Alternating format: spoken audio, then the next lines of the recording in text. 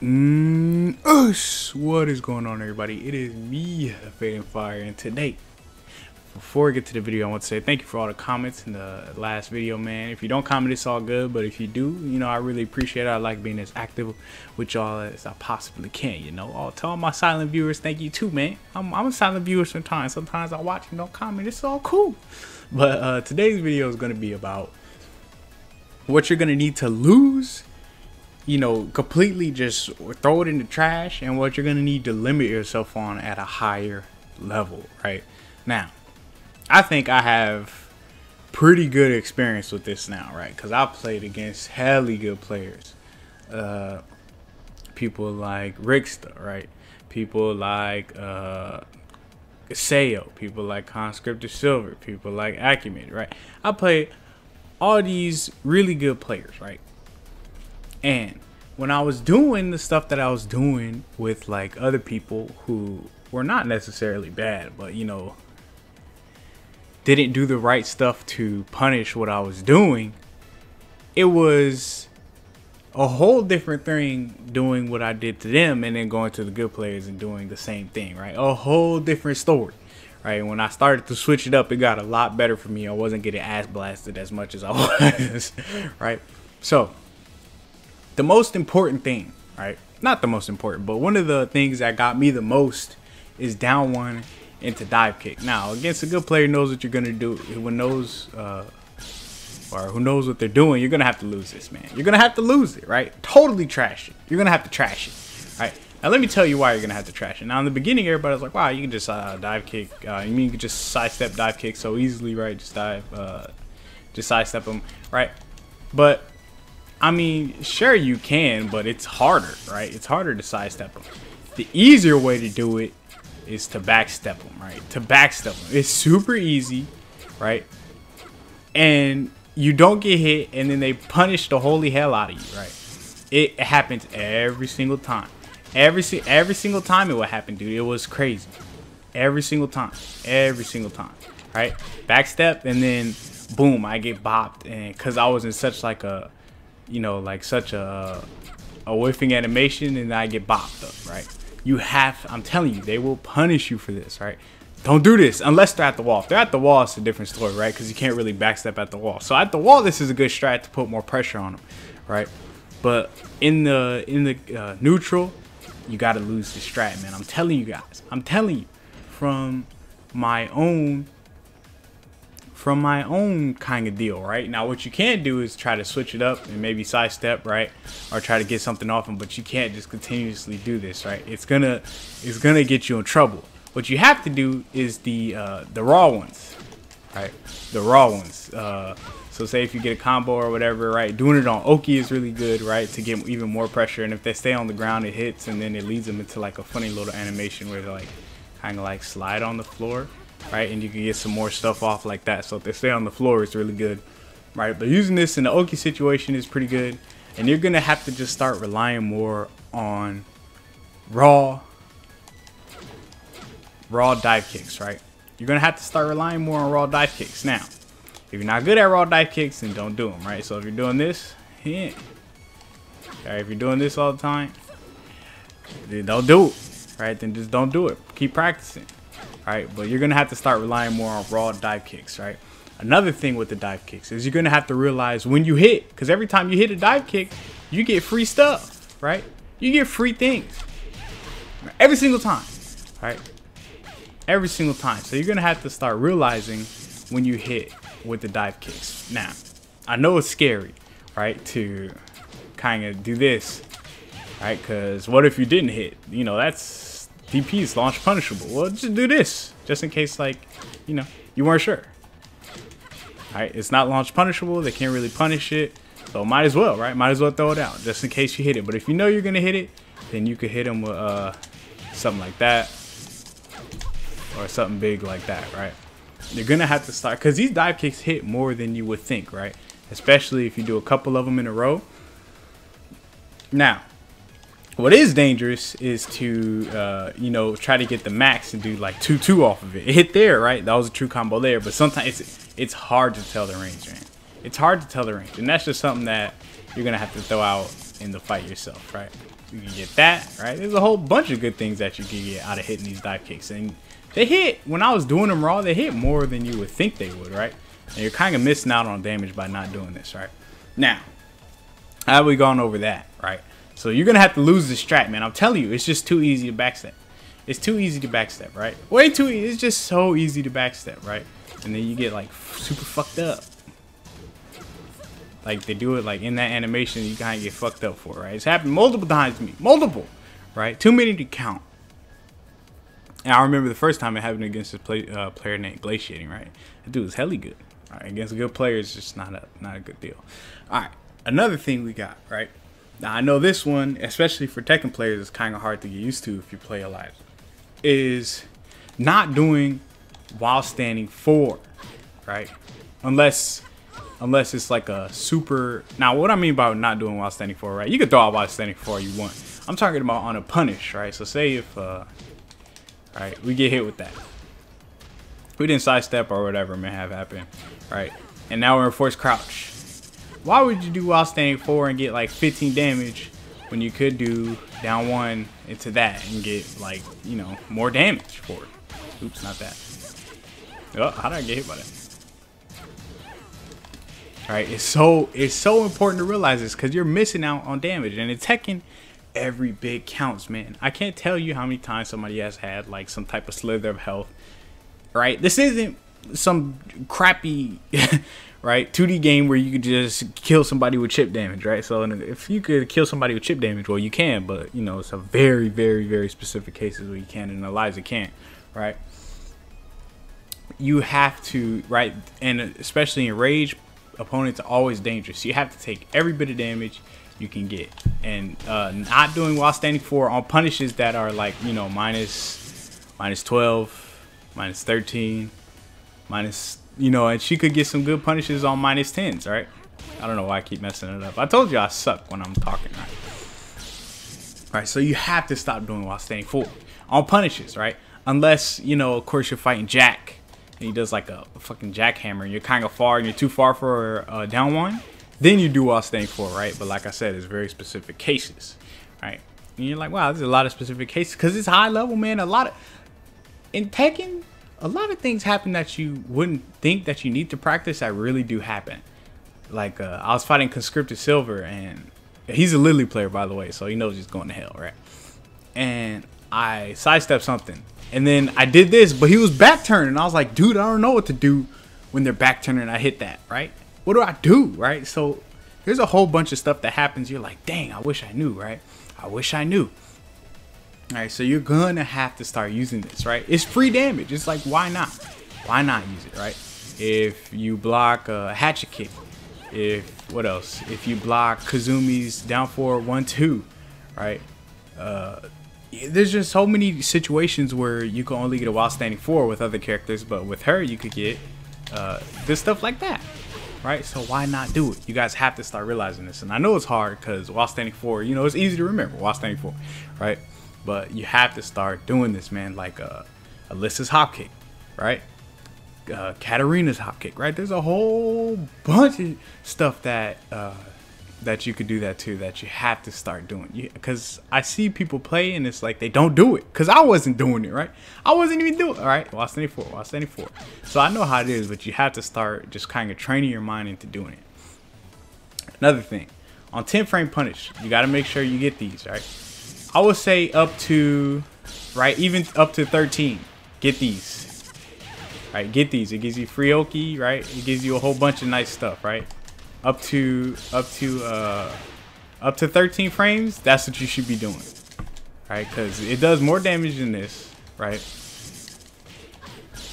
And it gives you free Oki, so it's nice. Right? It's nice, right? You gotta start doing these guys. I'm telling you, on the 10 frame punishes, on the 11 frame punishes, 13 frames, you have to start doing these jabs into the dark blades, right? It's almost like, not essential, but it's very, very important, right? And if you're close to the wall in some situations, you could get a high wall splat, right? It's wonderful. Why not use it, right? All right, now that we've gone over that, another thing, right? Another thing you're gonna have to kind of limit, right? You're gonna have to limit this, right? It's back 1-2. You're gonna have to limit back 1-2, man. Back 1-2 it doesn't even put them in a mix-up. It puts you in a bad situation. Because if you do back 1-2, right, they could sidestep it, right? Or they could just sit there and then punish you, right? Not that, right? They could just sit there and punish you, right? Or they, if you just do that, right? So say if you just do back 1-2, you're like, all right, I'm safe, right? But say if they take the chance too, and then they punish you from there, right? It's awful. Back 1-2 is terrible. It puts you in a terrible situation in like every aspect, right? So you're gonna have to limit back 1-2. Now, back 1-2 is good for that. Bam. Oh, oops. Back 1-2 is good for that. Bam. You know, I got it. Let's go. Right, and it gets good damage. Right, so it's pretty sick. Now, what I'm saying is you can't use it all the time. Man, I used to use back 1-2 so much, and I realized I was like, back 1-2 is putting me in so many situations that I really just don't enjoy being in. Right, you're gonna have to limit. Right.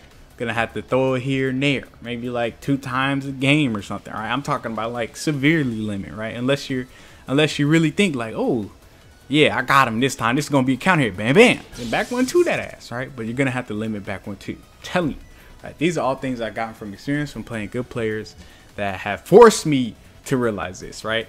And by force I mean I got ass blasted until I realized that this stuff is kind of essential, right?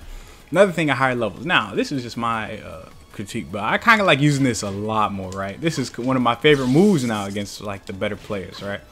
Because they really don't duck off of this, right? Because you can't duck this, but you can't go with this part. Oops, not that. You can't. I hate doing that. You can't go with that, right? If they do duck it, right? So this is one of the better moves, and it gives you like good spacing, right? So you can use other moves, right, and other stuff, right? So they maybe could whiff something. This is a good move, right? This is a really good move, right? This string right here. Back 2-3. Okay, back 2-3 is another one that you can use. It's safe. Counter hit on the second hit. It's like, it's a move that's like, why not throw it out there, right? So down 4, 1-2. I mean 1-4, and back 2-3 is moves you should be using, right? Another one. Down 4-4. This move is sick, right? I like it. It's easy to sidesteppable, right? But it doesn't leave you hanging out there for too long, right? So if they try to get a big punish most of the time they don't get it because it really isn't that, right? She doesn't leave her leg hanging out there for too long unless something like that, right? This move is sick. I see Chanel use it all the time, right? It's a good move for Oki, right? Because it's quick. It gives you good spacing, right? Even on block, it bounces them out a little bit. So maybe they'll throw something out and then they'll whiff it, and then you could get a punish, something like that or something like that, right? That's a good move, right? This move is really good. Really good move. Now, I know we're going through a lot, but I want you to pay attention, right? If I'm going too fast, just rewind and see what I'm saying, right? 4-4-3-4. 4-4-3-4 is a good move, but it's only a good move in like this range right here, right? Only a good move in this range right here, right? The reason is because it says, right, by that stuff that it's a tracking move, but in all reality, it's pretty easy to sidestep from a distance, right? Because like she leaves her legs hanging so damn high in the air, it's like she's trying to kick God himself, right? So it's kind of easy to sidestep because her legs are so high in the air. When you sidestep, you know, they kind of like move like this or whatever, because this is a 3D game, right? So things do go off the models. So I would say like medium range to catch them trying to sidestep something, this move does come in clutch, right? And you have to do it pretty quick so you don't get counter hit, right? The 4-4 is pretty quick, right? I wouldn't suggest moon gliding into it. It's too, and it can be ducked, right? So from higher ranges, from far ranges, they see you doing this, they're obviously going to duck and punish you, right? So I would say about medium range, this move comes in clutch, right? But anything other than that, I wouldn't suggest using it, right? I wouldn't suggest using it. It leaves you open for too long, and it's easily sidesteppable and it's easily ducked and punished, right? All right. Now we got that, right? Now, I don't know if your whole game plan has changed, right? But mine totally did, right? I'm bringing y'all the info that I've acquired myself, like I said, from getting ass blasted on multiple occasions, right? On multiple occasions, right? That has just led me to play this way. And it's much, much better for me, right? Much, much better for me, especially against good players, right? 3+4. I think we all know that you have to get this move the hell out of here, right? Throw it in the trash. All right, throw it in the trash. I'm telling you, it's not gonna work out, right? 3+4, throw it. Unless you're going for like the Hail Maryest of the Hail Marys, throw this move in the trash. Throw it in the trash, right? And now that we got that in the trash, 2-2. 2-2 is a good move, right? 2-2 is a good move, right? Because sometimes they press buttons after you press 2-2, and you could get quarter circle back 2, and bam, counter hit combo, right? So 2-2, you should really be using 2-2 more. Now, not only is 2-2 a good move, but it is an awesome 14 frame punish, right? Awesome. Right, 58 for a 14 frame punish is pretty good unless you have like a launcher, right? Which not a lot of people do, right? And of course, this is a launcher if you have full meter, right? Which is the best case scenario, right? Which is the best case scenario. Also, offer raise drive, quick detour, right? If you're having trouble hitting the running 3 after the running 1. The tip for that is to hit the running 1 as fast as possible, right? So off this rage drive, you can see she's like, I hit her at a higher point, so I had more time to do what I wanted to do, right? Especially for the instant air dive kicks, right? So if I hit her way down here, it's kind of hard to hit those instant air dive kicks. But if I hit her like way up there where it gives me more time, it's much easier, right? So that's kind of like the strat for doing that. Alright, now we gotten off of that, right? But 2-2 is sick, right? For punishes, for mixing them up, right? So you should definitely use 2-2, and it's a good thing to throw out when you sidestep, right? It's a good thing to throw out when you sidestep, right? Because we all know this move is slow as shit, right? Back 4, it hits weird at the side, right? So 2-2 is a good move. Only bad thing is it's high. So back 4 works a lot, right? Off sidestep. Back 4 is pretty good off sidestep. I'm doing sidestep 2-2 a lot now. Alright, so anything else? I'm trying to see anything else that I realize that that have helped me play against much better players. Let's see. Oh, 4-4-2. This move is good. I don't use it as much as I should. This move is good, right? A lot of range. You just have to learn the range of it. Wall splats, right? Gets a good spacing.